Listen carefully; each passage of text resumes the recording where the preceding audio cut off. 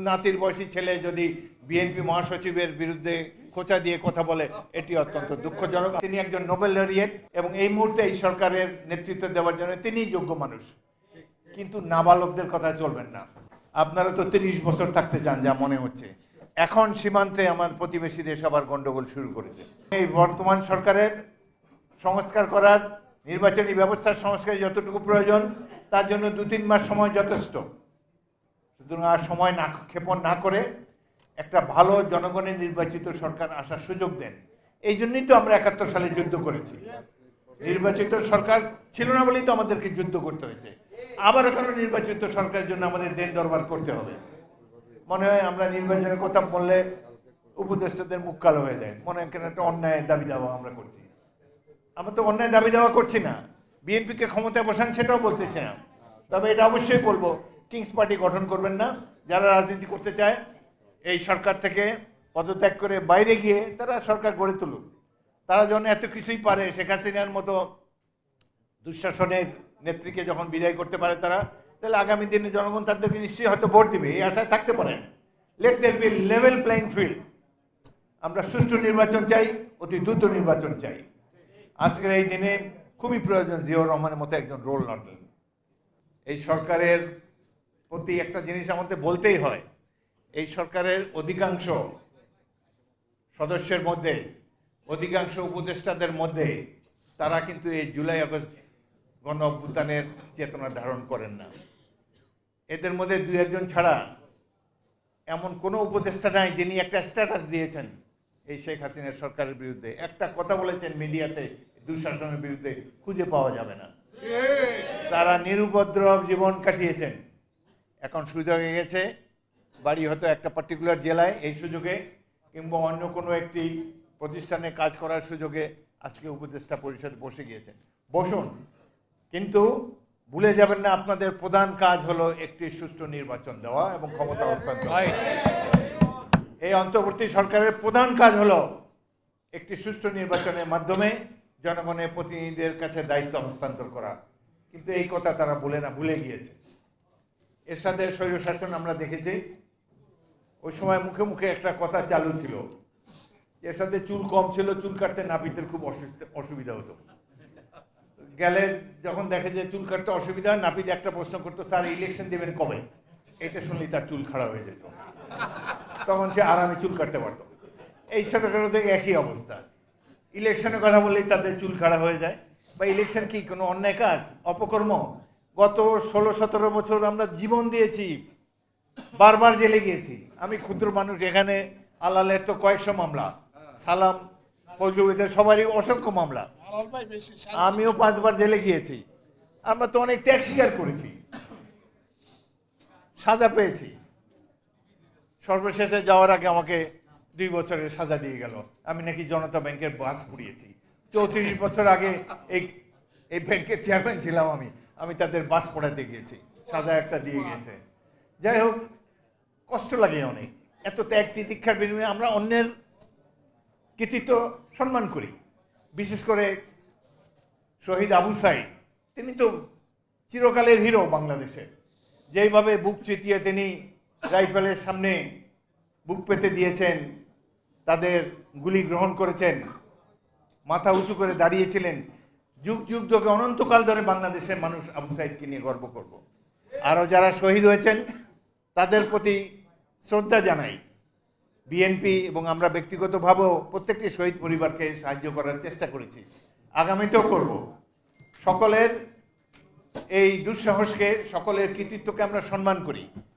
কিন্তু বিএনপি সম্পর্কে যখন এই 17 বছর সংগ্রাম করার পর পরশ্রী কাতরতা থেকে উদ্ভূত ক্রিটিসিজম শুনতে পাই, তখন মনটা কষ্ট লাগে। বিশেষ করে যারা বয়সে এত কম। প্রফেসর ইউনূস একটা কথা বললে, বা আসিফ নজরুল, বা অন্যান্য উপদেষ্টা যাদের যথেষ্ট বয়স হয়েছে, যারা পরিচিত জনগণের কাছে, তারা একটা কথা বললে মানায়। কিন্তু নাতির বয়সী ছেলে যদি বিএনপি মহাসচিবের বিরুদ্ধে খোঁচা দিয়ে কথা বলে এটি অত্যন্ত দুঃখজনক। আমরা এটা আশা করি না, আমরা এটি আশা করি না। ভয় পান কেন জনগণকে? আসেন নির্বাচনে, সুন্দর একটা দল বানান। এখনো তো প্রায় 1 বছর টাইম আছে, জনগণের কাছে যেতে পারবেন। আপনারা তো অলরেডি হেলিকপ্টারে অভ্যাস করে ফেলছেন, হেলিকপ্টারেও যেতে পারবেন সব জায়গায়। তো যান, ঘুরে ঘুরে আসেন, জনগণকে বলেন যে আপনারা এই দেশকে স্বাধীন করেছেন, 71 কিছু না, 47 কিছুই না। আরে ভাই 71 তো দেখেন না, 71 সালে। এখন সীমান্তে আমার প্রতিবেশী দেশ আবার গন্ডগোল শুরু করেছে। তাদের পছন্দের নেত্রী বিদায় হয়েছে, তাদেরও গাত্র জ্বালা শুরু হয়েছে। বাংলাদেশে মানুষের ফসল কেটে নিয়ে যান, আম গাছ কেটে নিয়ে যান, নানাভাবে গুলি করে সীমান্তে প্রতিদিন মানুষ হত্যা করেন। আমরা নীরবে অবলোকন করছি। ভুলে যাবেন না, এই দেশটা যুদ্ধ করে আমরা 71 সালে স্বাধীন করেছি। প্রয়োজন হয় আবারও ইনশাআল্লাহ আমরা যুদ্ধের ময়দানে। একবার 27 বছর বয়সে যুদ্ধ করেছি, এখন 81 বছর বয়সে আবারও অস্ত্র ধারণ করব সকল অন্যায় এবং অবিচারের বিরুদ্ধে। সুতরাং বিএনপি যদি দায়িত্ব পায় নির্বাচনের মাধ্যমে, আমি বারবার বলেছি আমরা এই দেশের তরুণ সমাজকে মিলিটারি ট্রেনিং দেব, কম্পালসারি মিলিটারি ট্রেনিং দেব অন্যান্য উন্নত বিশ্বের রাষ্ট্রের মতো, যাতে করে আমাদের এই স্বাধীনতা সার্বভৌমত্ব নিয়ে কেউ কোনো ধরনের ছিনিমিনি খেলতে না পারে। এখন যারা ক্ষমতায় এসেছেন, অতীতে তত্ত্বাবধায়ক সরকার ছিল 3 মাসের জন্যে, আপনারা তো 30 বছর থাকতে চান যা মনে হচ্ছে। এতদিন সময় দেওয়া সম্ভব হবে না, কারণ অনির্বাচিত সরকার একটি দুর্বল সরকার। নির্বাচিত সরকার যেমনই হোক, তারা জনগণের সমর্থন নিয়ে আসে ক্ষমতায়, পরে যদি ভালোভাবে রাষ্ট্র চালাতে পারে থাকবে, রাষ্ট্র চালাতে না পারলে আবার গণ-অভ্যুত্থানের মাধ্যমে তাদেরকে বিদায় করে দিন। কিন্তু প্লিজ গণতন্ত্রকে অবহেলা করবেন না। স্বাধীন দেশের রক্ষা কবচ হলো গণতান্ত্রিক ব্যবস্থা। গণতন্ত্র খুব ভালো না, ভালো ব্যবস্থা না, কিন্তু এর চাইতে ভালো ব্যবস্থা এখন পর্যন্ত আবিষ্কৃত হয় নাই। সুতরাং গণতন্ত্রের প্রতি আমাদের দৃঢ় আস্থা থাকতে হবে, জনগণের রায়ের উপর আস্থা থাকতে হবে। এখন একটা কথা, উপদেষ্টাদের কথা মনে হয় ইলেকশন দিলেই বিএনপি এসে পড়বে। তো ভাই, এটা তো আমাদের দোষ না। বছরের বছর সংগ্রাম দিয়ে, রক্ত দিয়ে আমরা এই পজিশনে এসেছি। বিএনপি বারবার নির্বাচিত হয়েছে সুষ্ঠু ইলেকশনে শহীদ জিয়াউর রহমানের আদর্শকে ধারণ করে। আমরা সেই আদর্শ ধারণ করে আগামী দিনে পথ চলতে চাই। আমরা 31 দফা দিয়েছি, তার আগে আমাদের চেয়ারপারসন বেগম জিয়া ভিশন দিয়েছেন। আমরা সব দিক দিয়েই গণতান্ত্রিক ব্যবস্থাকে শিরোধার্য করে একটি কল্যাণ রাষ্ট্র গড়ে তুলতে চাই। সুতরাং নির্বাচনকে ভয় পাবেন না। বিএনপি যে নির্বাচনে বিজয়ী হবে এটা তো কোনো গ্যারান্টি নেই। আপনাদের যে নূতন দল করতে যাচ্ছেন, ক্ষমতা থেকে বেরিয়ে আসে দলটা করেন। কারণ ক্ষমতায় থাকলে আপনাদের নিরপেক্ষতা নিয়ে প্রশ্ন উঠলে তখন দেশের মানুষ অসন্তুষ্ট হবে। নিরপেক্ষ তত্ত্বাবধায়ক সরকার, ইন্টারিম সরকারের প্রধান চারিত্রিক বৈশিষ্ট্য হবে নিরপেক্ষতা। তারা সবাইকে সমান দৃষ্টিতে দেখবেন। এখানে বসে কিংস পার্টি করার চেষ্টা আপনারা করবেন না। প্রফেসর ইউনূস অত্যন্ত সম্মানিত ব্যক্তি, তার কোনো অভিজ্ঞতা নাই রাষ্ট্র পরিচালনায়, তার সাফল্য আমরা দেখতে পাচ্ছি না, তবুও আমরা তাকে সমর্থন জানাবো। কারণ দেশে বিদেশে সবখানে তিনি একজন নোবেল লরিয়েট, সারা বিশ্বে তার পরিচিতি আছে, এবং এই মুহূর্তে এই সরকারের নেতৃত্ব দেওয়ার জন্য তিনিই যোগ্য মানুষ। কিন্তু নাবালকদের কথা চলবেন না। আপনি দেশের মধ্যে অনেক জ্ঞানীগুণী ব্যক্তি আছে, অনেক রাজনৈতিক দল আছে যাদের রাষ্ট্র পরিচালনার অভিজ্ঞতা আছে, তাদের সাথে আলাপ করে, দেশের জ্ঞানীগুণী মানুষের সাথে আলাপ করে এই রাষ্ট্রটি চালান এবং দীর্ঘ সময় থাকার চেষ্টা করবেন। যত দিন যাবে অর্থনৈতিক অবস্থা তো খারাপই হচ্ছে। এখন বছরের শেষ সময় এসে আপনি যেই সময় এইভাবে ভ্যাট এবং অন্যান্য কর, শুল্ক ইত্যাদি দিয়েছেন, এটি অনেক ক্ষেত্রেই অমানবিক। এই ব্যাপারে আশা করি আপনারা প্রয়োজনীয় সংস্কার করবেন এবং যে সকল পণ্যের উপরে অন্যায়ভাবে শুল্ক বসানো হয়েছে, এসব শুল্ক অনুগ্রহ করে প্রত্যাহার করেন।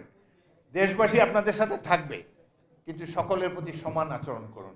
এই তরুণ যুবকদেরকে মন্ত্রিসভায় স্থান দিয়েছেন, তখনই আমাদের সন্দেহ ছিল এদের উপরে একজন গার্জিয়ান রাখা উচিত ছিল। একজন সিনিয়র দিলেন, তারপর তারা আস্তে আস্তে, ভবিষ্যতে তো এরাই থাকবে, আমরা আর কতদিন?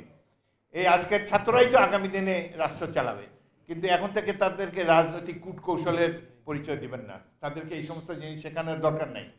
এবং তরুণদের উদ্দেশ্যে আমি বলতে চাই, ছাত্র যুবক যারা এই আন্দোলনে বলিষ্ঠ ভূমিকা রেখেছে তাদেরকে আমরা স্যালুট করি। তারা তাদের পিতামাতাকে নিয়ে রাজপথে এসেছে এই সহিংস শাসনকে প্রতিহত করার জন্য। তাদের প্রতি আমাদের সকল সম্মানবোধ রয়েছে। কিন্তু আর বেশি দিন নাই, আপনারা অল্প কিছুটা দিন বরদাস্ত করেন এবং একটা সুষ্ঠু নির্বাচনের ব্যবস্থা করেন, তারপরও ভবিষ্যতে যাতে আপনারা যদি রাজনৈতিক দল করেন আমরা সেটাকে ওয়েলকাম করি, রাজনৈতিক দলকে ওয়েলকাম করি। আপনারা যদি মনে করেন যে অতীতে যেসব দল রাষ্ট্র পরিচালনা করেছেন তাদের ব্যর্থতা থাকতে পারে, কেউ তো মানুষ ফেরেশতা না, সেই ব্যর্থতা থেকে উত্তরণ ঘটিয়ে আপনারা সুন্দর একটা দেশ গড়ে তোলেন। আপনারা জনগণের কাছে গিয়ে বলেন যে এইটা আমাদের ম্যানিফেস্টো, এইভাবে আমাদেরকে ভোট দেন, আমরা জনগণের জন্য একটি কল্যাণ রাষ্ট্র প্রতিষ্ঠা করতে চাই, জনগণের কাছে যান। কিন্তু এখানে অন্য দলকে প্রতি বিরূপ কটাক্ষ করে খামাখা নিজেদের ভাবমূর্তি নষ্ট করবেন না। এখনও দেশের মানুষ আপনাদেরকে সম্মান করে, আমরাও আপনাদের ত্যাগ এবং এই 1.5 মাসের সংগ্রামকে নিশ্চয়ই আমরাও সম্মান জানাই। কিন্তু বিএনপি এবং অন্যান্য রাজনৈতিক দলের এই যে 16 বছরের ত্যাগ তিতিক্ষা, এটিকে কোনো ধরনের অবমূল্যায়ন করার চেষ্টা করবেন না। দেশের সবচাইতে জনপ্রিয় দল বিএনপি, আমাদের নেতৃবৃন্দের পক্ষ থেকে বলা হয়েছে যে আমরা এই বছরই নির্বাচন চাই। সুতরাং 2025 সালের মধ্যে একটা সুষ্ঠু নির্বাচন দেন। নতুন যারা দল করতে চায় তারাও মাঠে থাকুক, জনগণের কাছে যাক, প্রায় 1 বছর টাইম আছে, টেক ইউর টাইম। কিন্তু এইভাবে রাজনীতিতে কোনো কুটকাচাল করবেন না, প্রতিবেশী রাষ্ট্রকে সুযোগ দেবেন না, বিশেষ করে পতিত স্বৈরাচার। তিনি ভারতে বসে বলছেন যে চট করে বাংলাদেশে ঢুকে যাবে। কেমন করে ঢুকে যাবে আমরা জানি, সেটা বলতে চাই না। তবে দুঃখের বিষয়, এখনো কিন্তু পুলিশ বাহিনী রাহুমুক্ত হয় নাই, এখনো কিন্তু প্রশাসন, ওই শেখ হাসিনার প্রশাসন এখনো বহাল রয়েছে। এই সরকারের তো ক্ষমতা নাই। কেমন করে ক্যান্টনমেন্টের মধ্যে 622 জন অপরাধীকে তারা স্থান দিতে সক্ষম হলো কারণ আপনারা দুর্বল। প্রথম রাত্রেই বিড়াল মারা উচিত ছিল, কিন্তু সেটি আপনারা করতে পারেননি। যত অপরাধী তারা একটি বিশেষ বাহিনীর সাহায্য নিয়ে ধীরে ধীরে সীমান্ত অতিক্রম করে ভারতে গিয়েছে বাংলাদেশের বিরুদ্ধে ষড়যন্ত্র করার জন্যে। বোঝাই যাচ্ছে এই সরকার তাদেরকে নিয়ন্ত্রণ করতে পারছে না। এই যে 17টা বছর অন্যায়, অবিচার, নির্যাতন এবং এই যে 1.5 মাসে কতজনকে হত্যা করা হলো, কাউকে তো গ্রেফতার করে নাই। যারা হত্যাকাণ্ডের নায়ক, যারা পুলিশ বাহিনীর পাশে দাঁড়িয়ে গুলি করে নিরীহ ছাত্রদেরকে বা সাধারণ মানুষকে হত্যা করেছে, তাদের বিরুদ্ধে আজ পর্যন্ত এই প্রশাসন, পুলিশ বাহিনী কোনো ব্যবস্থা নিতে পারেনি। অর্থাৎ এই সরকার একটি দুর্বল সরকার। সুতরাং অতি দ্রুত নির্বাচন দেন, দেখেন জনগণের বলিয়ান হয়ে কিভাবে আমরা তাদেরকে দমন করি। আমরা একটি কল্যাণ রাষ্ট্র প্রতিষ্ঠা করতে চাই, এই গত 17 বছরের অন্যায় অবিচারের বিরুদ্ধে ব্যবস্থা নিতে চাই। আরেকটি বিষয় নিয়ে সব দল, রাজনৈতিক দলও চুপচাপ, বর্তমান সরকারও চুপচাপ, সেটা হলো বাংলাদেশের অর্থনৈতিক অবস্থা তো ভালো না। তারা এই যে হাজার হাজার কোটি টাকা, হাজার হাজার ডলার বিদেশে পাচার করেছে, ব্যাংকে রয়েছে, সেটা আনার জন্য তো কোনো কমিটি করেন নাই। এটা আনার জন্য তো বিদেশে কোনো দূত পাঠাচ্ছেন না। যদি আমাদেরও রাষ্ট্র পরিচালনার অভিজ্ঞতা আছে, যদি এই দেশের সর্বোচ্চ আদালত রায় দেয়, সেই রায়ের সাথে নিয়ে আমরা বিদেশি রাষ্ট্রের কাছে যাই, যারা অন্যায়ভাবে লুণ্ঠন করে আমাদের সম্পদ নিয়ে আপনাদের দেশে বিনিয়োগ করেছেন, অবশ্যই তারা এই সম্পদ ফেরত দিতে বাধ্য। বাংলাদেশে কয়েক বছরের বাজেট চলে যাবে এই চোরগুলার টাকা যদি আমরা ফিরে আনতে পারি। সুতরাং এই বিষয়ে দৃষ্টি দেন এবং বিশেষ করে যারা হত্যাকাণ্ড চালিয়েছে, গুম করেছে, তাদের বিচারের ব্যবস্থা করেন। এগুলা কথা নাই, তারা আছে প্রোক্লামেশন নিয়ে। সুতরাং অনেক আতেল জাতীয় কথাবার্তা, ওগুলা আপনারা যদি রাষ্ট্র ক্ষমতায় যেতে পারেন, জনগণের ভোটে, তখন পালন করেন। হাসিনা চলে যাওয়া মানে তো অর্ধেকের বেশি সংস্কার অলরেডি হয়ে গেছে। শেখ হাসিনা না থাকলে আর সংস্কার করবে কি? শেখ হাসিনার সাথে সাথে অপসংস্কার বিদায় নিয়েছে।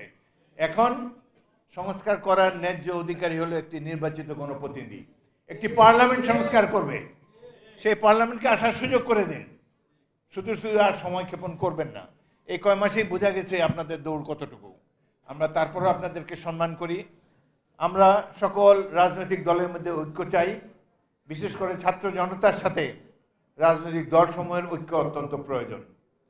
আশা করি এই ঐক্যের পথে আপনারা কেউ বিভেদের প্রাচীর তুলে দেবেন না।